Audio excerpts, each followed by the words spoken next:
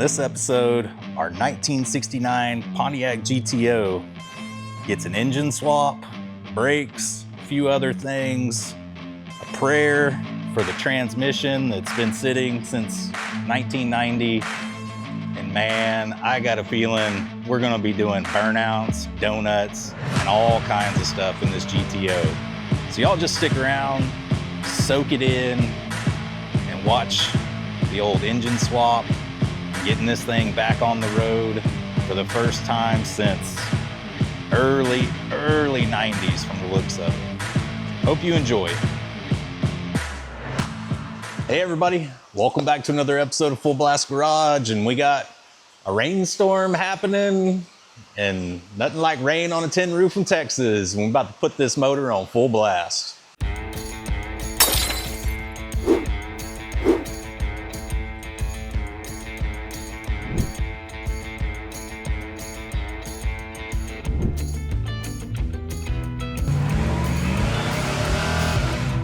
Just go out, do something that makes you happy, but make sure you're doing it on full blast. All right, guys, if y'all didn't watch the original GTO episode, go back. Take a look at it. I tried to get this old 350 that claimed from the previous owner had a window in the side of the block, but man, Mike's had a bunch of GTOs, and I think he literally just forgot what this car had in it. But it's a 350, not original. It was pretty stuck. It's got number 2 and number 6 cams are flat. So the lifter is not lifting at all. I can feel it even when I compress the plunger all the way down. We got nothing. So we kind of got it to run for about 4 or 5 seconds, and that's kind of it. And then the next episode showed you my 2 455s. Got one of them running. Of course, couldn't get them both running, but that's what's going in here. We're gonna pull this guy out. We're gonna do brake work, fuel work, and I don't know, just any kind of little odds and ends I see down there that would stop this thing from rolling and stopping, driving on its own. It's all I want it to do. And if you didn't watch that last video, this thing was parked in a barn since early 90s. Mike thought like 1990. So it's been, hidden under cover for a long time. And man, it's time to get a motor in it, especially a big motor. And then we're gonna get it going. We're gonna take it straight to the donut pit because this thing's got posi.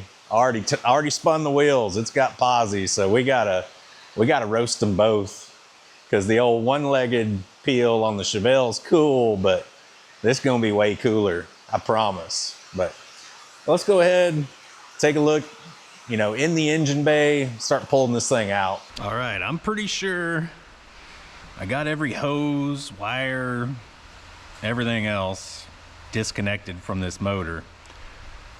Pulled the bell housing bolts. There's 3 converter bolts. Only one of them was kind of chewed up. Almost had to get the vice grips out, but it's amazing how little you really need to take off one of these cars. It's like the starter, the alternator, and like if you got a couple sensors, which I don't even know where the wire to the temp sensor is on this car, but there was one on the oil pressure, so I pulled that. Cut the fuel lines, power steering lines, pulled the coolant line off, and I think we're pretty well ready to start pulling on this thing. So I'm leaving the transmission in, which I'll have to go back in and support it. Actually, yeah, we'll do that after we pull the motor. Oh, and this car did only have 1 motor mount bolt in it, so I keep my streak alive of never buying a car that has both motor mount bolts in it. Now, all I'm doing is put a little force on it to try and break the transmission and the engine free.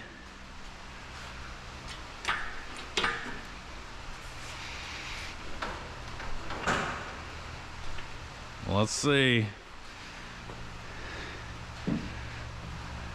She's separating a tickle, it looks like.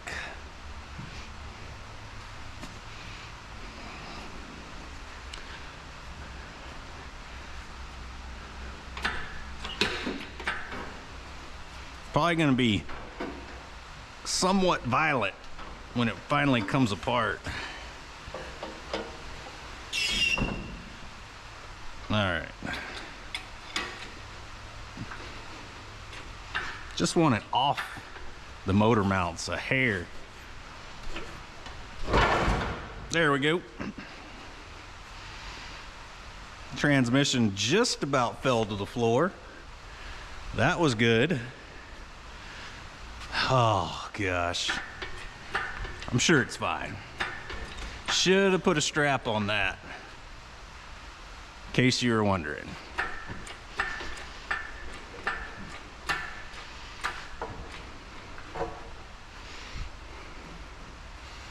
So, and this engine hoist will just about go to the sky, so we're not gonna run into any problems there. Oh, our torque converter's got some language on it. Maybe we got a rebuilt unit. All right, we're getting there. As soon as the oil pan will clear, we'll pull her out. I'm gonna go get a tire to set this thing on somewhere, hopefully out of the way. Think we're clear.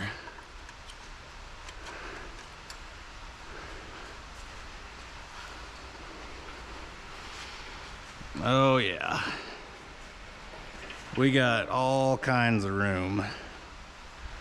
Now, just gotta figure out where to put this junk or it won't get in my way.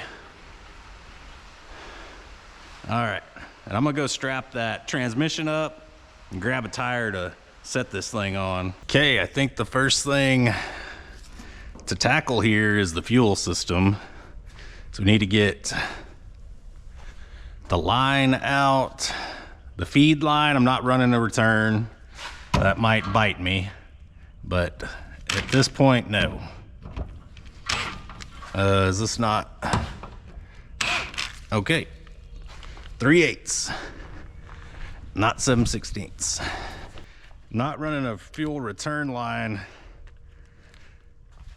can make you more susceptible to vapor lock, because the return kind of keeps the fuel somewhat cool, circulating in the gas tank. And I guess, uh-oh, hadn't had one of these break off on me in a while. Let's see.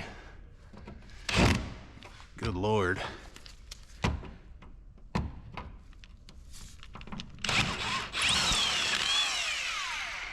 Okay, those might have to come off after we get the tank out, and I can kind of pry on them.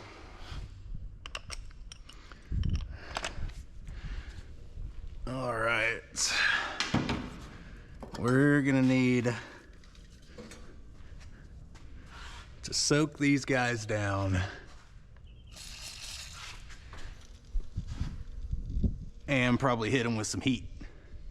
And be careful, if you got fuel, not a good idea. And wear safety glasses.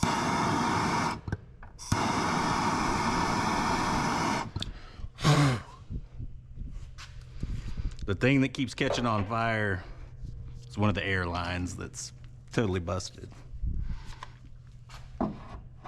Oh, come on. Man, oh good Lord.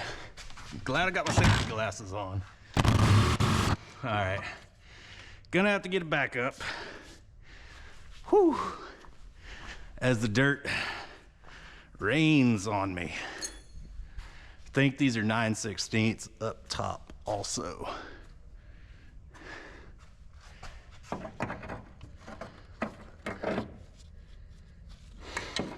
Sometimes it's incredibly hard to get a backup on this bolt. It's just like at a weird angle.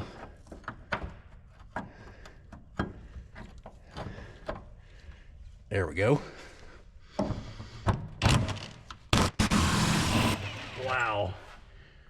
I can't believe the last time, or I can't remember the last time I did that and the bolt came off.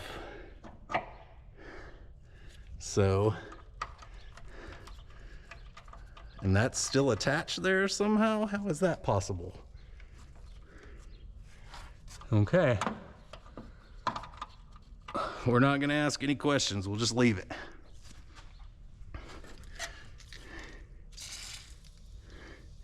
This one looks a little worse for wear. We'll just go ahead and throw a backup on, because I'm sure it's just as bad as the other one, if not worse.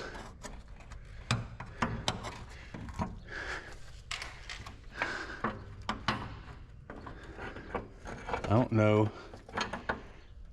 I'm not getting anywhere that, there we go. All right, that's a nut. We'll see if we can snap my hand off.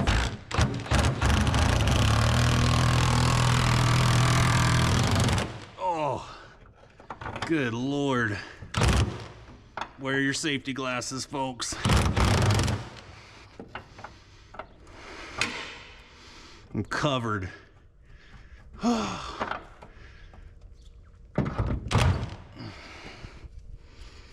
Cannot get a good angle for a backup. There we go. Nothing. All right. To grab a pretty big extension and maybe a breaker bar, so I'm gonna need it. Well, that's long enough. The floor was clean before I started there. See what this thing will do. Wow, it's moving it.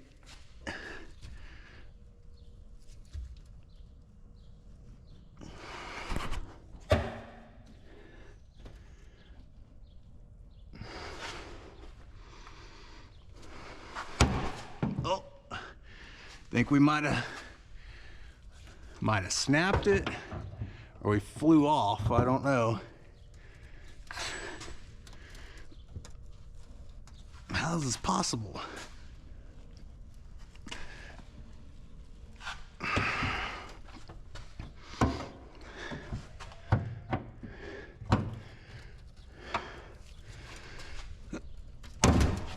Oh, there we go. She broke. And the gas tank hit me in the head. All right. Well,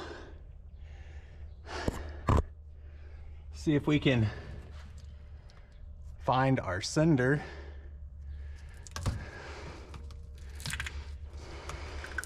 That wire normally goes out the back. This stuff's, I can't believe it's still here.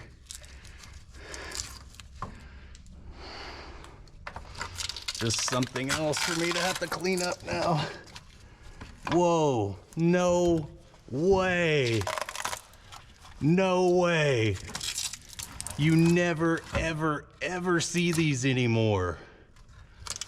Wow, we're gonna have to sit down, maybe take a look at this if anything's left of it. The build sheet, folks. It's either here or under the back seat, which in this car, neither one of those locations would have been good storage.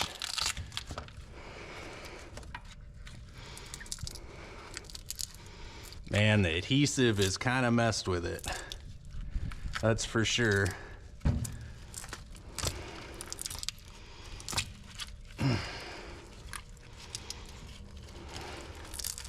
Well, that settles it. Never getting rid of this car. We got a build sheet. I mean, we can go to Pebble Beach, park this thing out there on the grass, fit right in. Man, it's like so fragile. So fragile.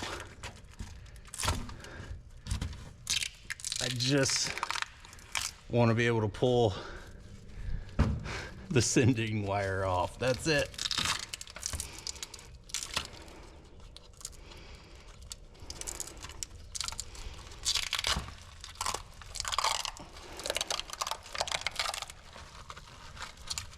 All right.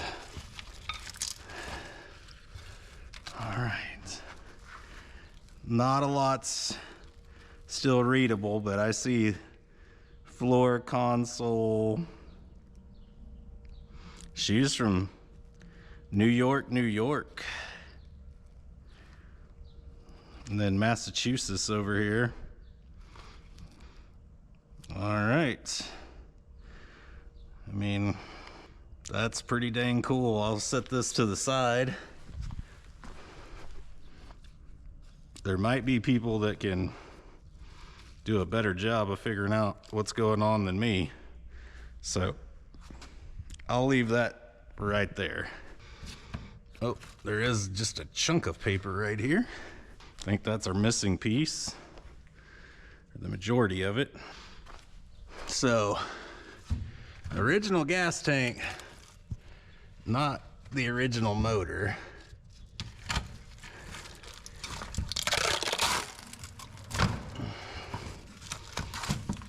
Ooh, she smells a little varnishy. Just a tickle.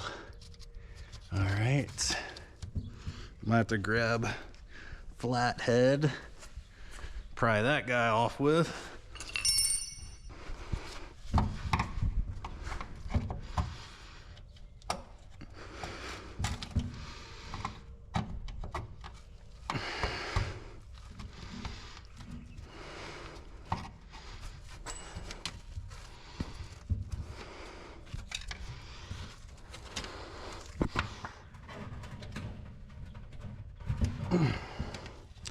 Don't really need those anymore, so I can kind of use them, get some leverage. There we go. Saved ascending wire. We can kind of tuck this up in the frame rail, and we'll put a new sender, new ground wire. Hopefully we got a fuel gauge at the end of the day. That would be nice. It's kind of the goal. Oh, there's liquid. I can hear it.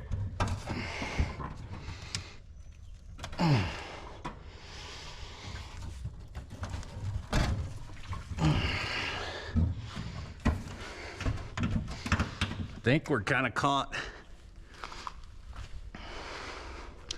Yeah, on our bent up cross member here. Don't really just want to let it go.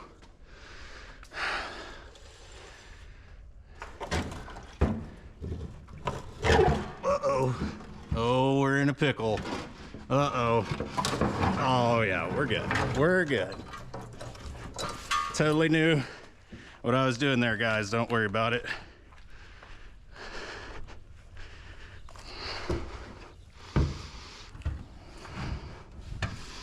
That's where,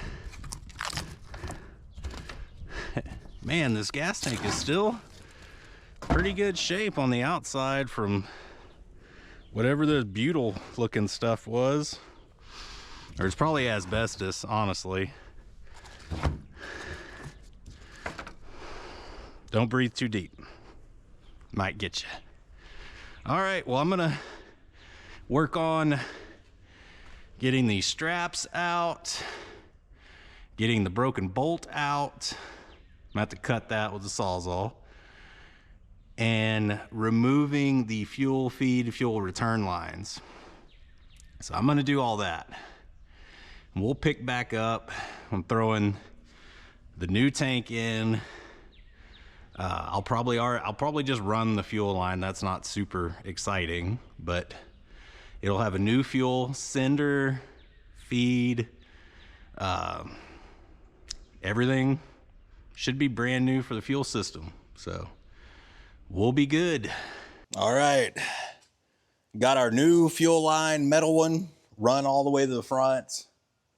Got a little 3/8 just dangling here off the end of it that I can connect to the sender and everything coming out of the new tank. So I'm gonna grab the new tank, wedge it up here. You gotta dial the fill neck kind of right through that cross member, and mine's a little bent, so might have to wrestle with it for a second, but you just gotta grab one of these straps and kind of get it started, which a little easier said than done sometimes. And sometimes these things kind of just fall right in, I'm not gonna lie. I've had some easy gas tank experiences here lately, so probably just totally jinxing myself. And as you're lifting, don't forget, you need to hook up your sending unit wire, which I just grabbed, the green wire. Ugh. I'll lose my microphone. Get that guy clipped back on. Now I do not. Okay, I got enough slack now to hook up my sending unit wire, which we're kind of just gonna take for granted that it works. If not, hopefully I can at least jump off this guy, off the wire part of it. I'm assuming that's good. We got to hook up a ground, and we got that already cleaned up, the metal and everything for that. All right, we're, I think, in the correct location. And can we get a bolt started? This guy is not looking like it's gonna cooperate. Still needs to go back. Yeah.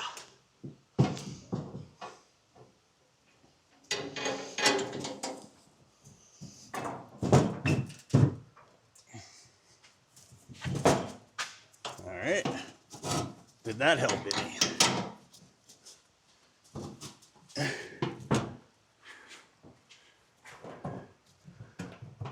All right. Just get started.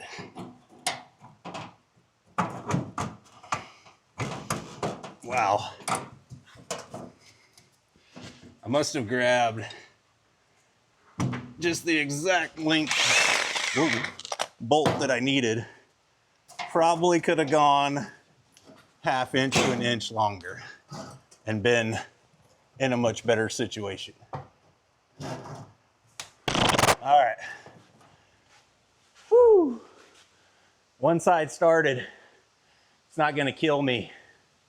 All right, now I'll go strap the other side in. I'm gonna have to use a bolt and a nut on this side.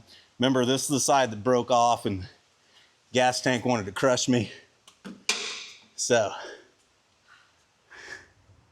yep, just the exact right length you need. Good job. Good job. All right, I'll get this one tightened up. Then we'll work on hooking up our sender line. All right, so up here, you want to run your hose into this metal bracket. It'll kind of keep it up off the axle. You don't want it flopping around and hitting the axle. So there is one here on the A body. Just bend it around on there. Then you just kind of want to eyeball how much hose you're going to need to get it all the way on there.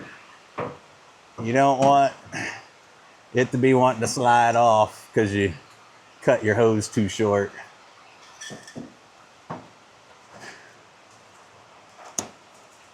And my hose cutters, of course, are real dull. Need to sharpen these guys. All right.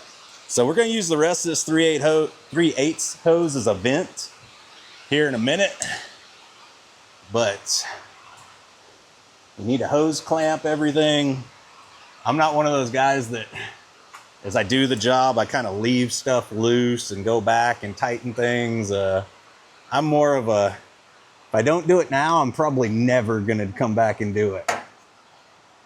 So, to each their own, but man, I have to do stuff immediately or I'm gonna forget it.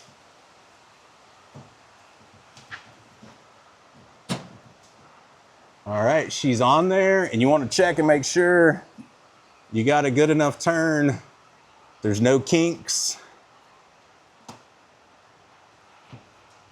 This line's kinked at all.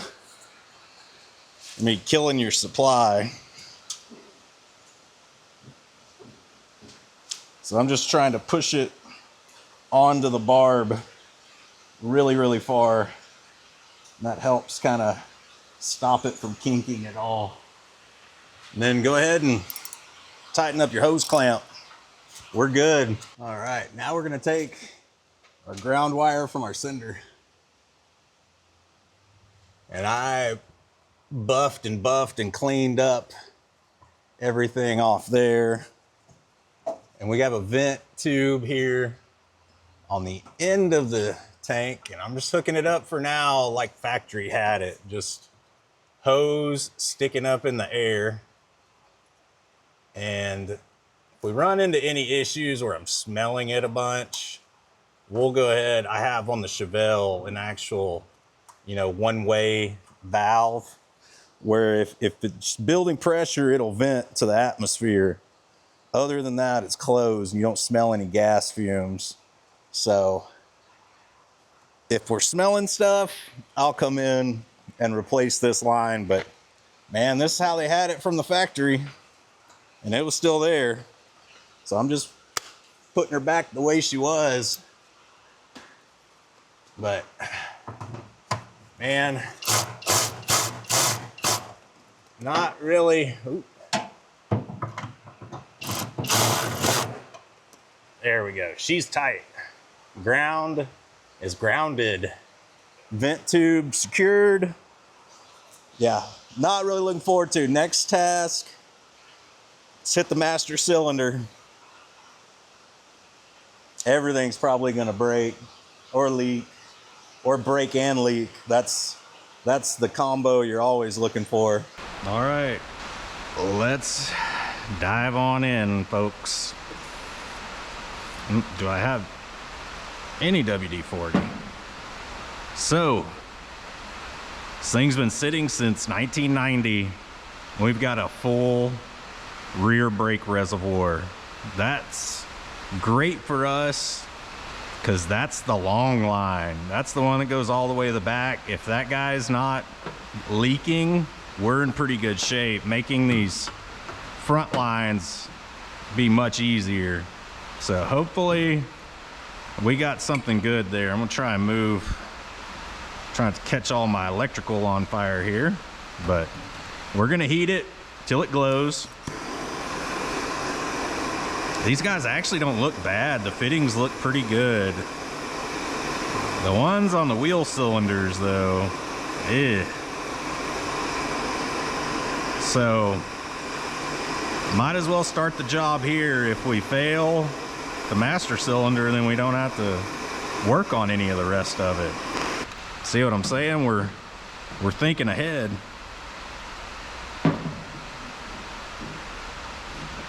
So on these, I wouldn't totally smoke it off to begin with. Just give her some taps, maybe work it. Oh man, butter. Just total butter. So that is getting extremely lucky, folks. This car's a 1969, been sitting for 35 years, and the brake line just comes right off. All right, I can undo that on my own off camera. So let's heat up the back one.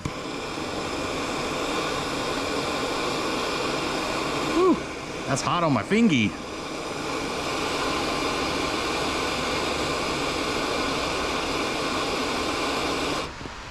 All right, well, let's hope there was any rust bond there. We just broke her free.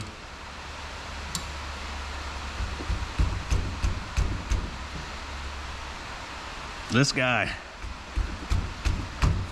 Oh yeah. She was totally threaded in more. Oh yeah, she broke loose.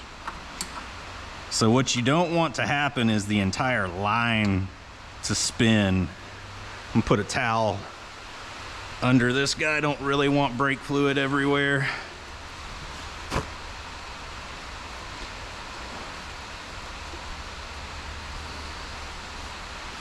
Might as well throw a couple just in the pot here. We can soak everything up.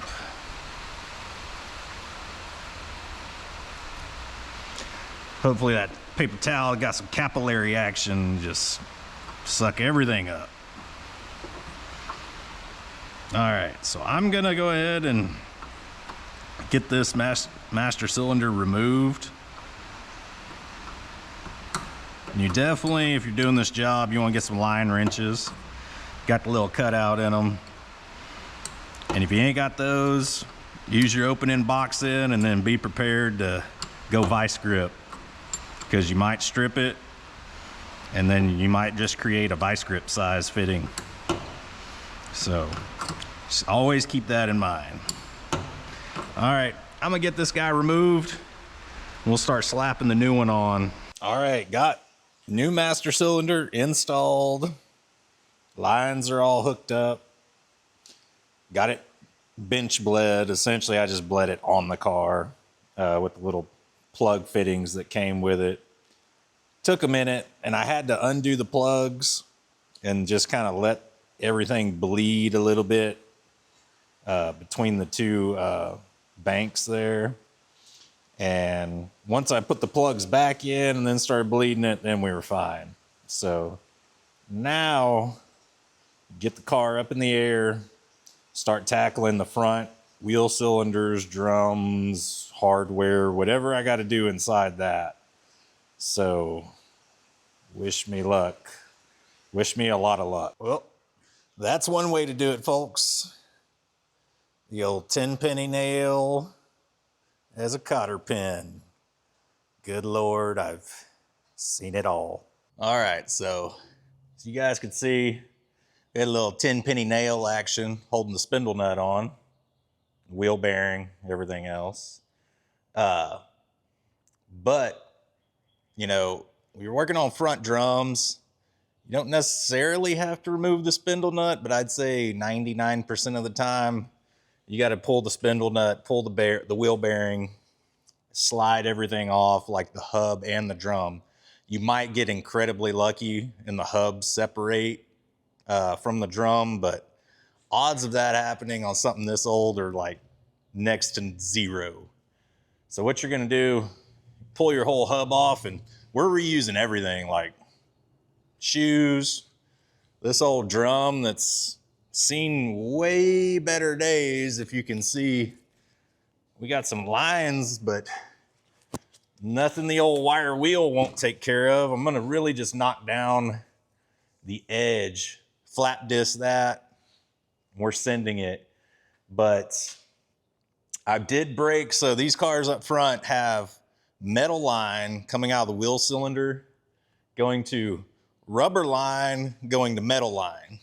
So it's kind of like an extra step if you've never worked on one of these cars on the front before. That little metal line broke on me at the rubber line connection. Just went to O'Reilly's. Got me one of these little 8-inch US thread. Make sure you get US thread, not metric or anything else. But that was enough for me to kind of manipulate and bend to go from the back of the wheel cylinder over to the rubber line. And then reassembly is just, you know, the same as the disassembly. And you guys can kind of take a look if you're messing with the front drum on a GMA body. this is kind of how it goes together. You got your little paw here that clicks on your adjuster. You got a spring that goes across. You got, these are kind of like your shoe hold downs on each side. And these guys got a spring under them and then a little cap that the spring rides in. You got this little tensioner arm thing here, this metal arm that goes up to your attachment point here in the middle. And then you got a spring on each side. I mean, it's not super complicated on these cars. Wheel cylinder, I installed it with the bleeder open. So I am getting fluid all the way through, just kind of let it gravity bleed for a little bit, get some air out. And I mean, there's a real good chance if I do that on every wheel that I won't have to do any bleeding at the end. Like it'll kind of push all the air out on its own. But I'm gonna go ahead, throw some fresh grease in the old wheel bearing because it's getting reused. There's a real good chance in the future all this gets deleted. I just want to drive the car. I mean, let's use what's on it, do it as low dollar as possible, and just get it going down the road. No reason right now to throw like a 4-wheel disc kit on it. No, let's just get it moving, be happy with that, do some ranch driving with it, take it out on some little neighborhood spins, and we'll be fine. But I'm gonna go ahead, clean this drum up, pack a wheel bearing, and just repeat 3 more times. Then we got brakes. I mean, we're way ahead of where we started. We'll have a whole fuel system and a brake system. Man, I got a dent. Dang it. Just lowered the value of the car. No, it really didn't. It didn't at all. But we'll have brakes, fuel, and then at the very end, we're dropping the motor in. That's gonna be last. So get everything while I got the engine bay open and access to everything, get it done, cleaned up, and then we'll be driving. I promise. I mean, as long as this transmission, which it's been rebuilt 35 years ago, at least, as long as it works, we're going. We're moving, we're doing open header burnouts, 2 wheels.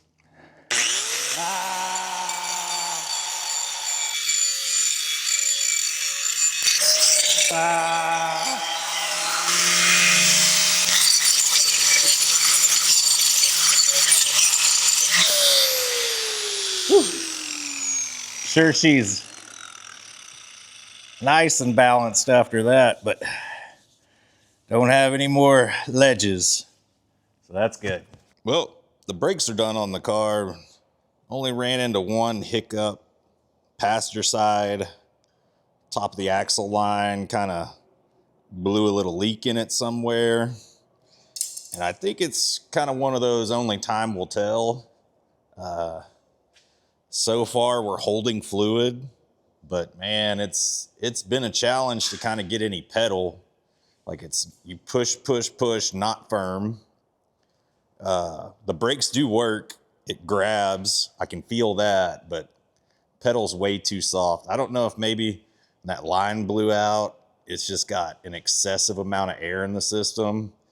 I'm gonna vacuum everything, probably in the next day or so, try to pull the fluid all the way to the back, see if that firms anything up. If not, I mean, I'm upgrading these brakes very shortly. This was really just to kind of get the car rolling.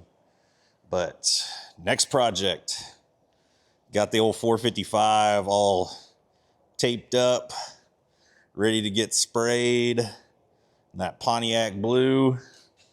And through the magic of YouTube, we're just gonna go ahead and do the old finger snap, and we'll have a brand new rebuilt painted engine. Just like that. We gotta brand new from Butler Performance 455. They just dropped it off. Y'all missed the truck. But this was a little time consuming, not gonna lie. But it's all cleaned up. I got the HEI distributor, I think the one that was actually came with this car, installed. I recurved the distributor, so I essentially, the little weights under the rotor, I don't know if they're lighter or heavier, but they're different weights, lighter springs. So that'll let the timing come on a little bit sooner and try and wake this old 455 up just a hair. So I've got a lot of fittings and stuff I need to come across once, you know, the car's running, driving. Got everything plugged. I got one vacuum that I'm going to use for the transmission. PCV valve will go to the carb.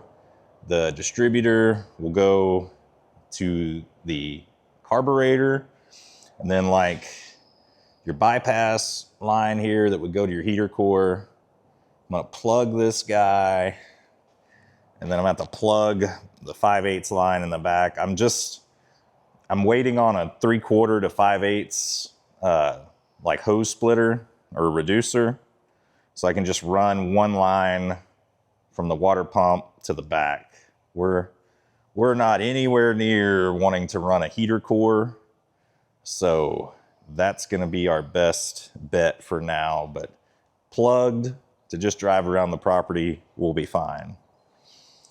And got the timing point marked. Brand new motor mounts, brand new plugs, used wires, of course. New ones are coming. Don't worry about it. But new water pump, new fuel pump, returnless fuel pump.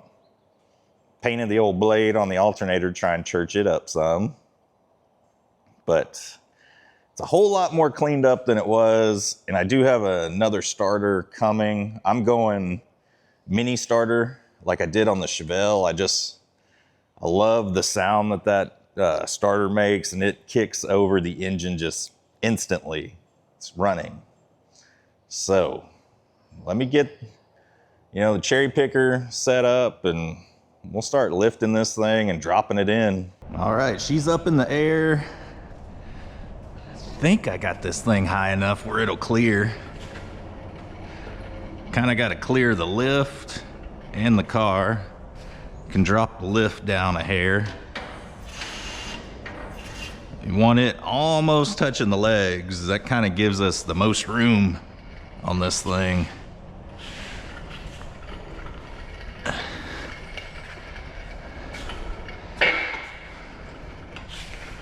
Trying to get it just kind of really centered right now. Kind of help you from wrestling it a lot once you get it in there. So I'm gonna start just slowly lowering. Oh, let me grab all these bungee cords out of the way. These guys definitely will be messing with us. And these were just kind of extra insurance, helping hold up the transmission. You don't want the trans just kind of dangling there on the mount.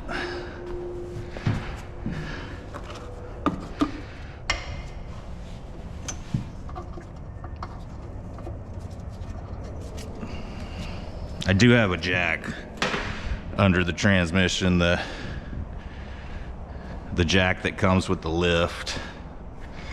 So it's holding it up, and I think I got it right at about the right angle.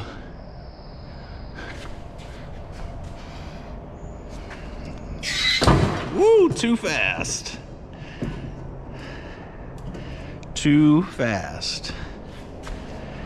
Come back a hair. Whew, scared me.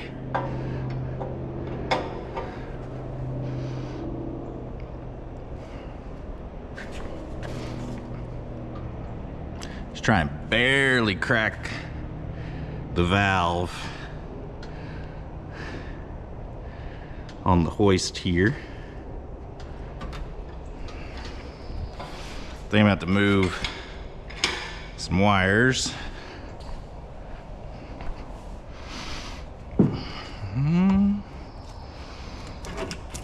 Well, as long as the starter kind of goes where it's supposed to, we should be fine. Definitely got to come back.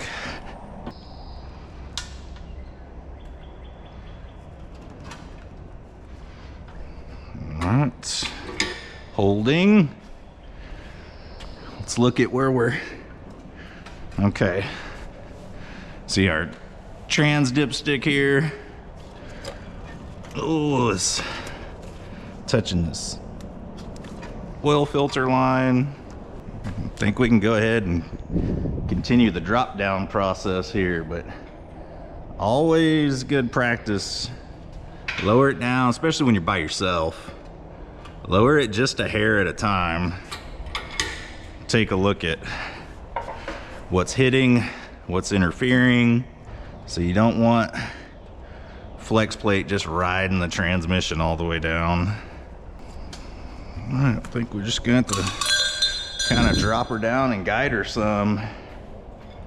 We might have to raise the transmission, I'm guessing, to kind of meet everything else. Our starter is hitting.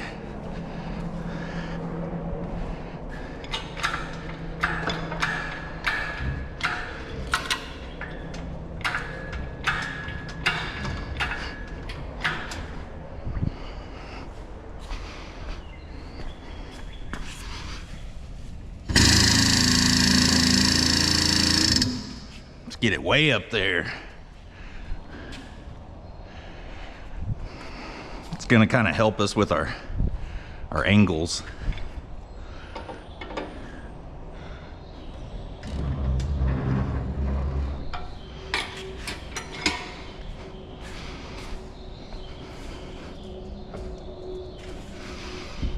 Make sure we're not catching on anything back here. Seem to be okay. Might should have left the starter off. That would have probably made this a little bit easier.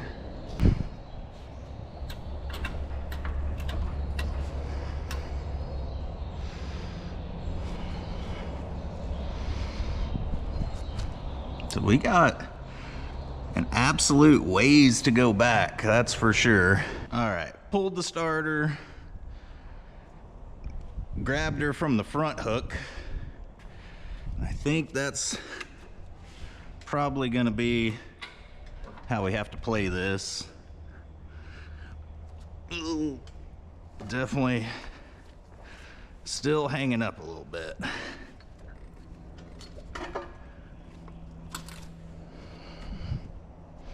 I think just kind of gotta get both of these kind of resting on the engine mount a hair, and then we can kind of wedge it back. Oh, nope, that ain't gonna be working. Too much.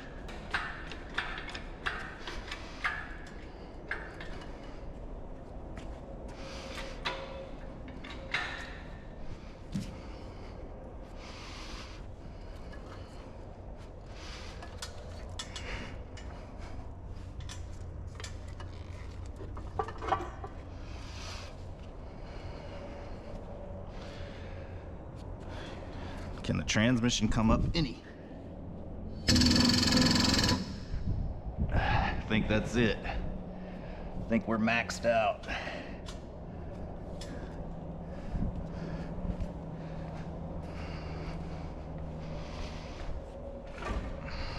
Well, that might have got the flex plate on there.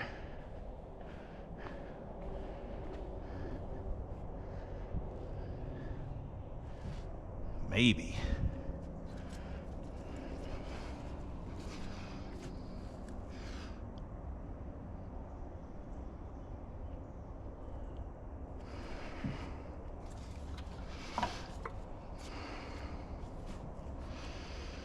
All right. We've got quite a ways to go back before our engine mounts are right. I want to look, make sure you don't need to move these pads around for a 455. All right, after staring at the motor mounts for a minute, realized that they're totally different. I ordered motor mounts for a GTO from like 1970 with a 455, and I think they must have changed up the frame pads a hair. But these old 350 mounts, at least that driver's side looks like it slid right on. I think we're kind of in. I don't know, I'm gonna have to get some bolts going in it. Got new grade 8 hardware. Probably just gonna have to jostle the motor around a little, kind of get it where it needs to go. And you can see I even got a gap between the transmission and the flex plate. I went under the car and loosened the transmission and slid it back as far as I could in the mount. So I'm probably going to have to slide her back forward where she needs to go. Now's as good a time as any though to take a look before you mate the two of those guys together. Make sure you're not pinching any wires.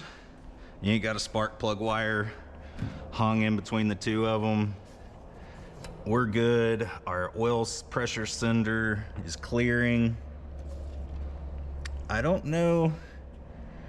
It looks like we're all pretty well lined up on the transmission. I can go under it and move that guy around pretty easily, but we got all the weight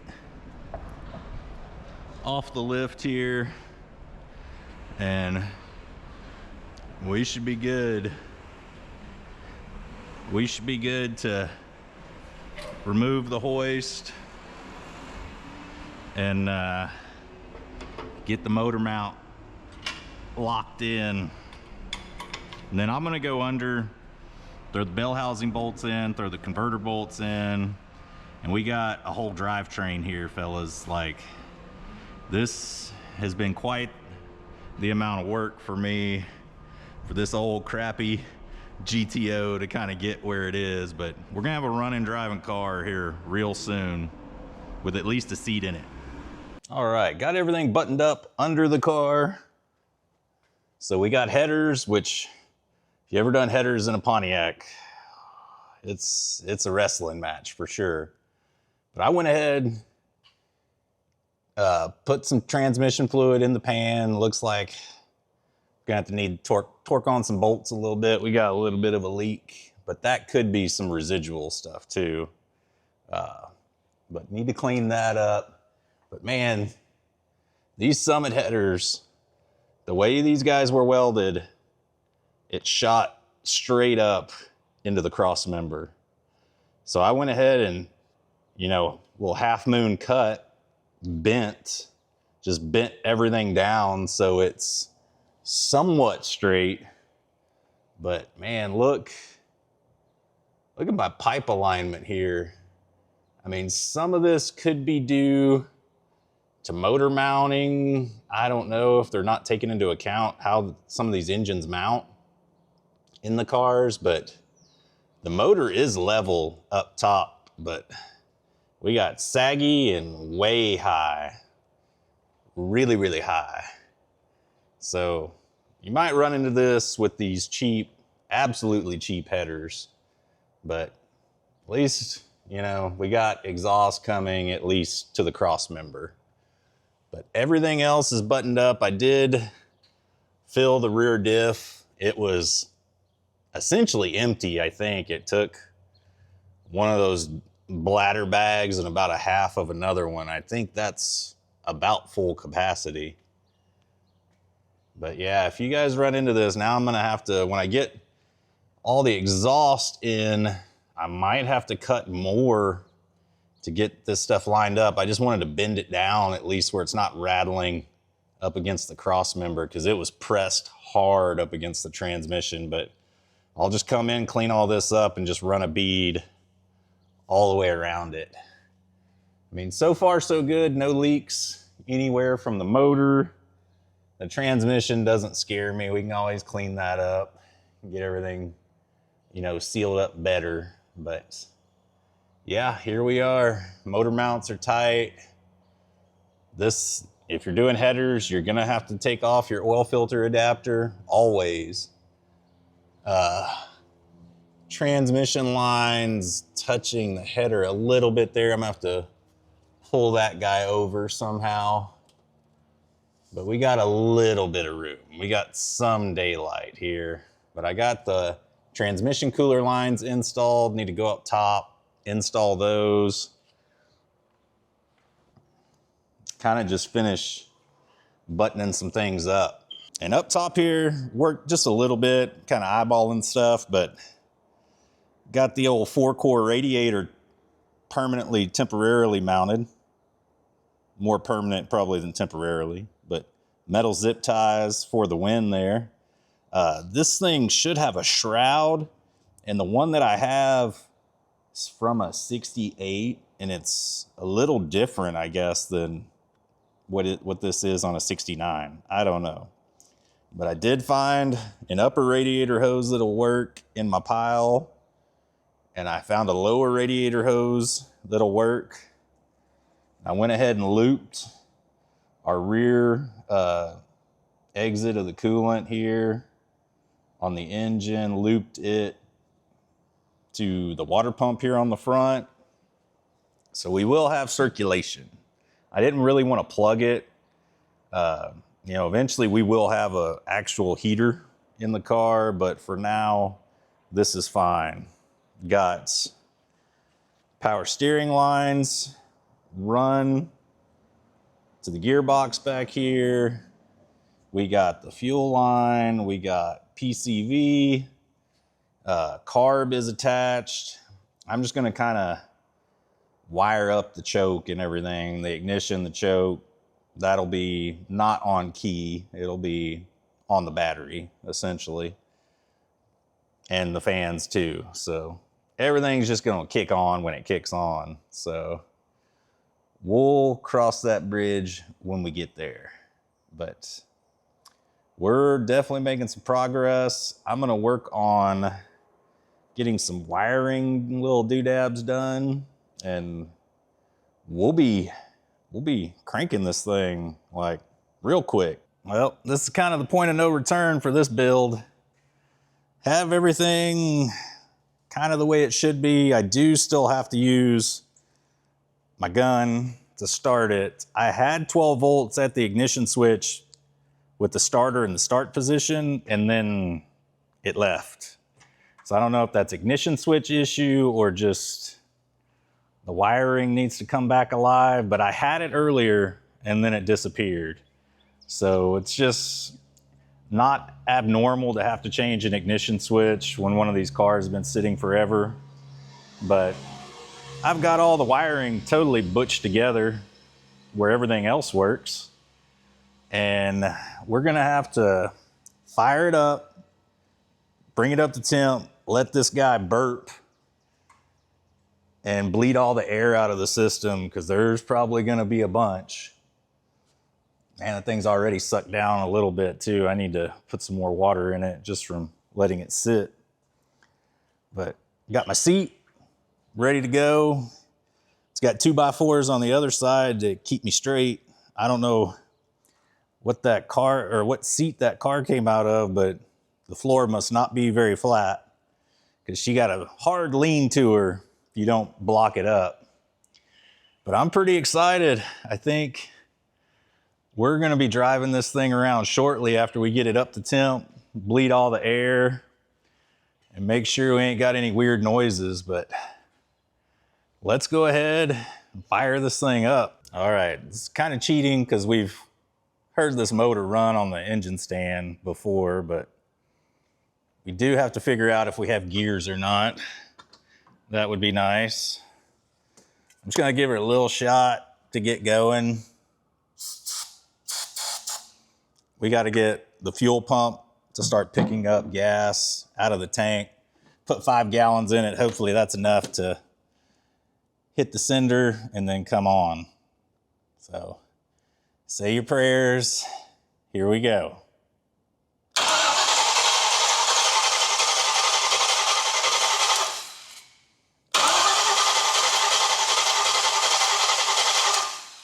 Is the key on? No, the key wasn't all the way on. Now we'll start.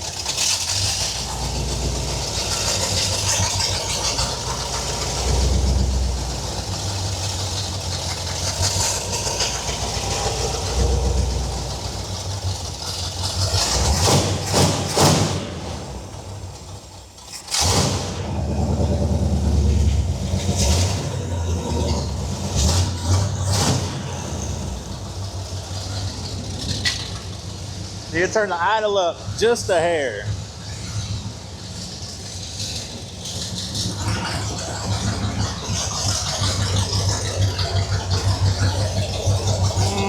Burning off all the header paint.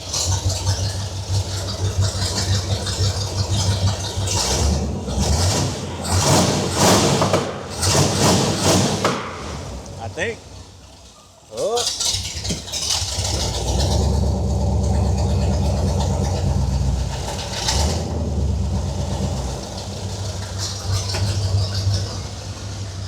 Put a timing light on it.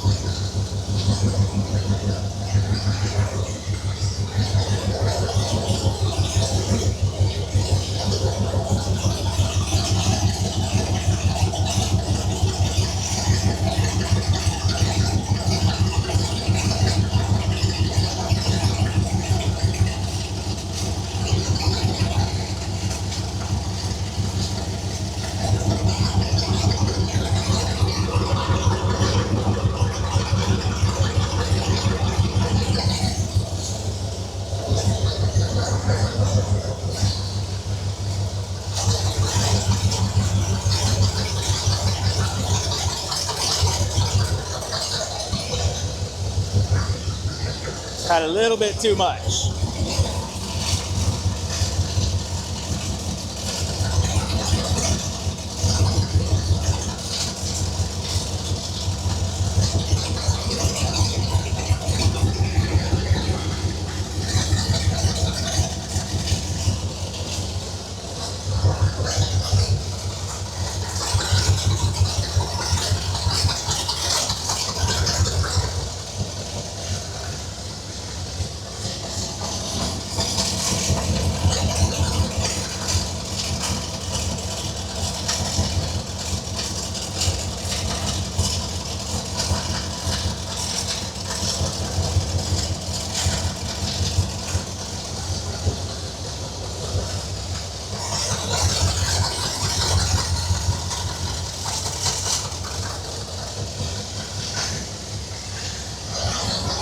We got 14 degrees initial, idling about 650-ish RPM.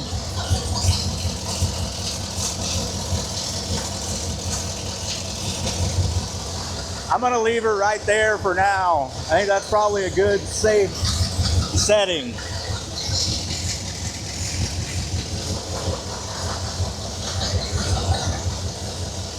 All the smoke and everything you see is all the header paint burning off, and Probably some of the new engine paint.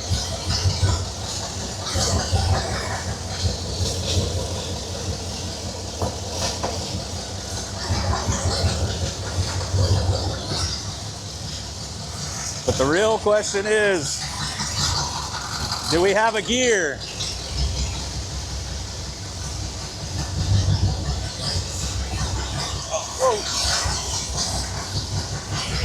Well, we at least got reverse.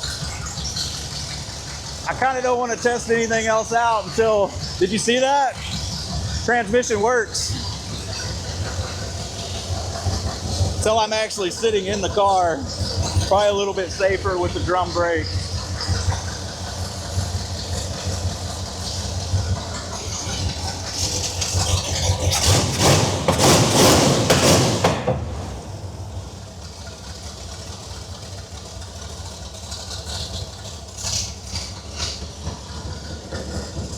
Could probably idle her up a hair.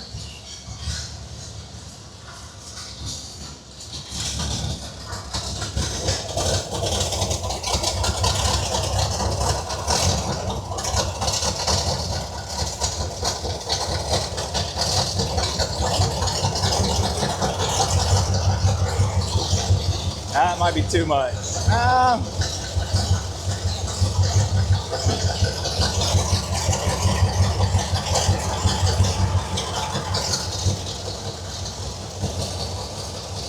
Kind of like her right there.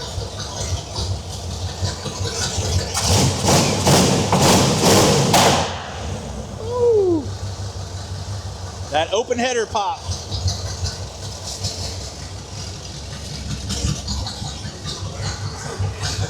Y'all think we got any alternator? Probably a good thing to check.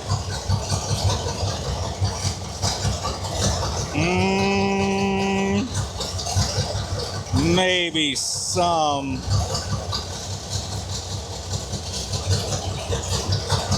Might need to be buying one of them. Well, it's charging.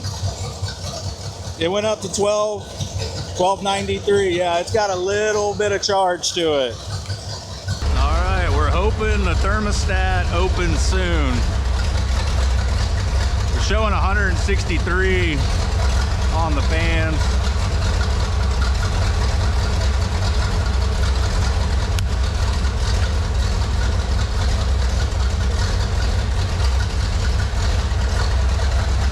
The fans are honestly kind of keeping it low. I need to up the temp before they kick on. But maybe like this, it'll be a more controlled open than just the volcano that I'm used to.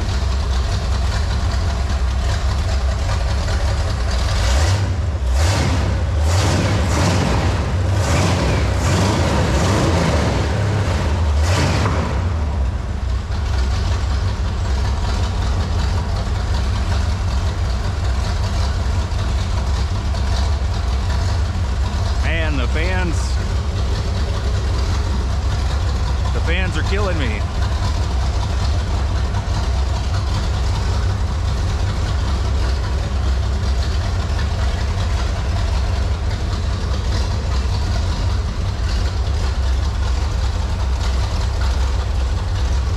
Definitely probably needs a little bit of an ignition upgrade from our 100-year-old HEI.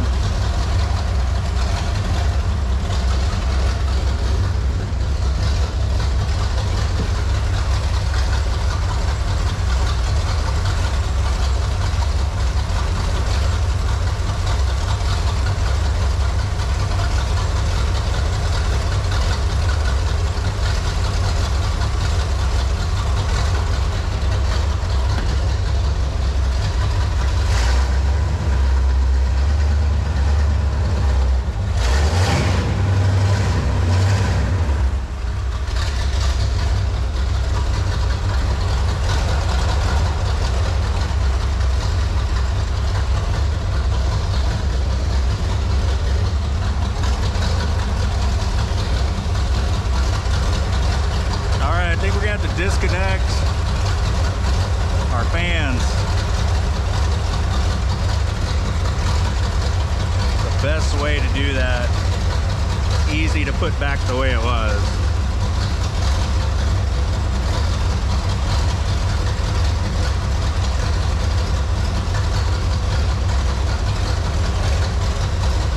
You guys are too efficient.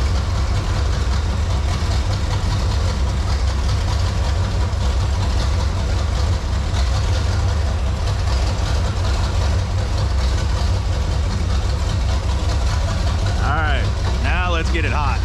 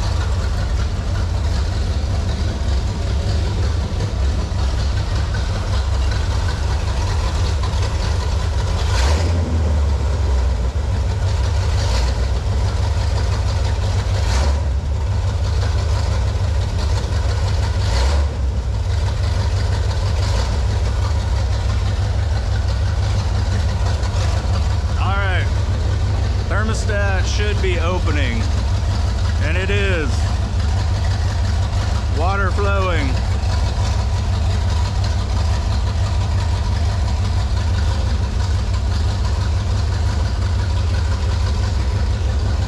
Stay out of the splash zone here.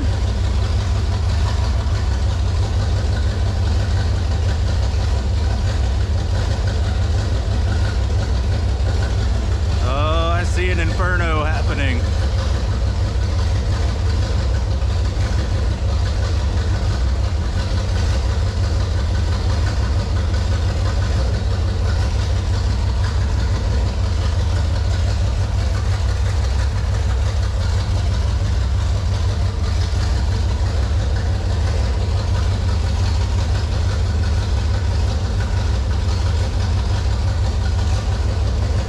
Definitely got to adjust on the carb. I don't think it's exactly set up perfect for this motor.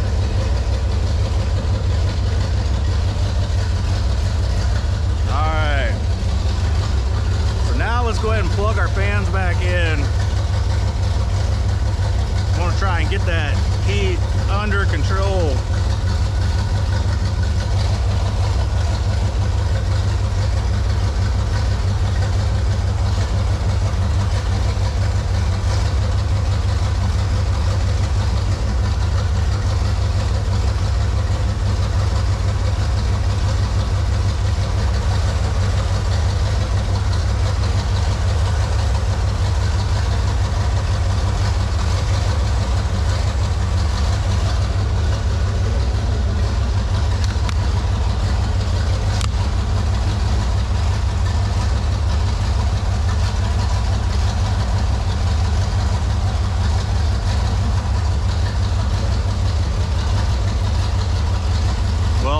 Been the easiest bleed I've ever done.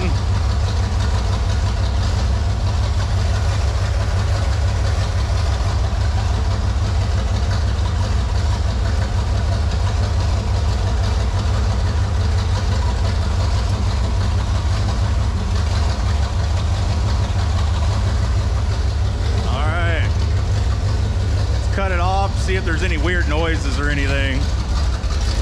See how it restarts. All right, now will it restart? Oh yeah, oh yeah.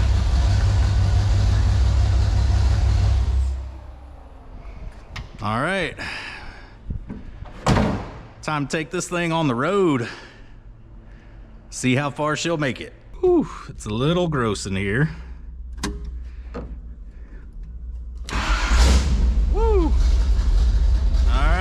Kind of got drum brakes. I had better ones earlier.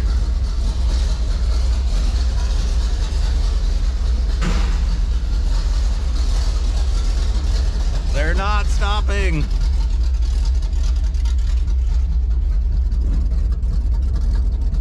They're like a suggestion.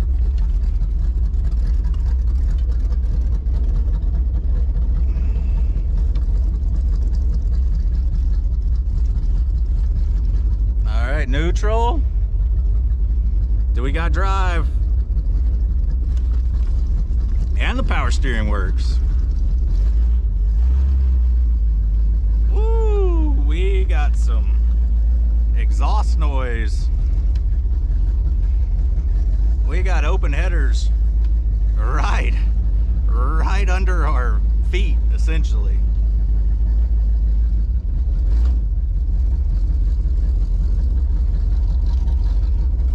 Hope I don't lose my key. Woo!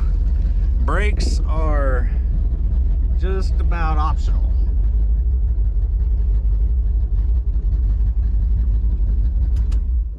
Let's let her rest for a second. Got to get our chase car ready. All right, we're driving our GTO. Woo!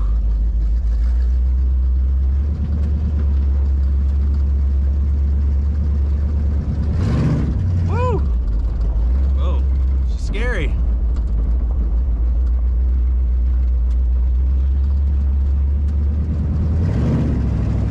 Well, there's not a whole lot of throttle roll in. It's like you're sluggish and then you hit it and you're gone.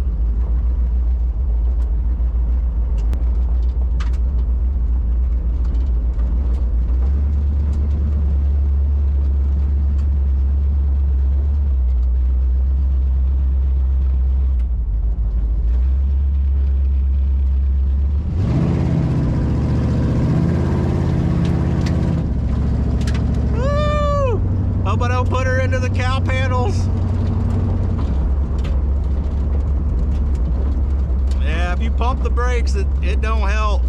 You're still you're kind of relying on, I don't know, Mother Nature maybe? Natural selection. That's it. Woo! About flip me out of the seat that ain't bolted in this car.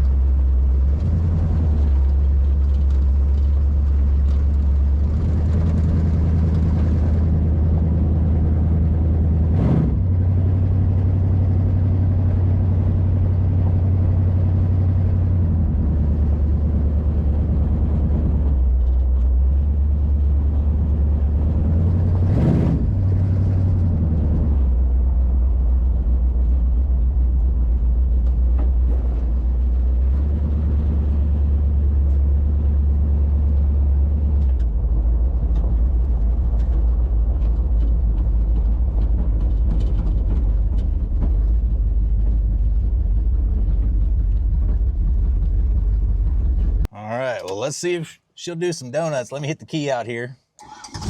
Oh yeah, she's good. Just no brakes at all. Oh God, reverse. All right. We can see if we can do some spinnies. I don't know. Woo! Oh, I'm sliding up.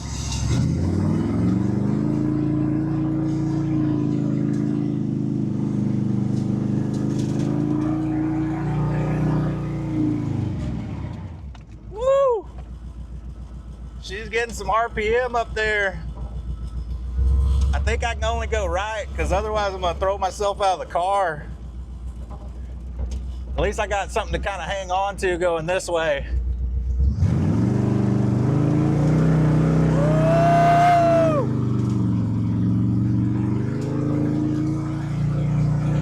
Just hit a circle. Door handle fell off. Don't these folks know I'm trying to do a burnout on that side of the road? Come on now, hurry up. All right, let's see if this thing will do a little burnout action on some pavement. But to power brake, you need power and brakes. And I don't know, I probably only got about 25% of that equation because there ain't no brakes.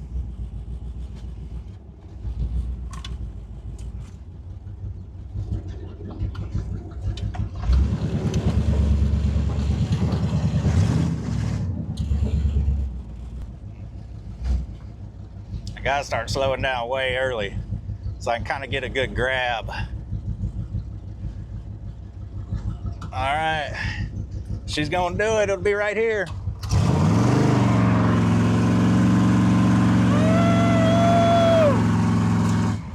Man, she's got all the burnout. Wow. She'll roast them down. And 455s, I think that's what they're known for. Got a whole lot of torque. And that's with about 0 brakes. So if I could have brake stand it, man, the thing would just go on forever.